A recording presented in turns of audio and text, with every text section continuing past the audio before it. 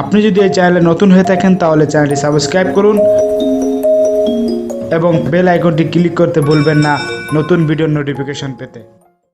বিভিন্ন সংস্থায় বাংলাদেশের সদস্যপদ লাভ, এখানে সাল ভিত্তিক আমরা তুলে ধরেছি বাংলাদেশ কোন সালে কতটি সদস্যপদ লাভ করে।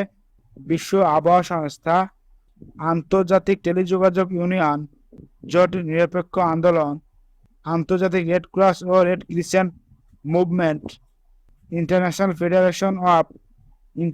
Federation of Red Cross and Red Crescent Societies, খাদ্য ও কৃষি সংস্থা, এশীয় ফুটবল কনফেডারেশন। এখন আমরা দেখব 1974 সালে বাংলাদেশ যে সদস্যপদ লাভ করে তার নামগুলো। 1974 সাল ইসলামী সহযোগী সংস্থা, ইসলামী উন্নয়ন ব্যাংক, জাতিসংঘ, World Organization of the Scout Movement. 1975 সাল আন্তর্জাতিক পর্যটন সংস্থা, আল-কুদস কমিটি।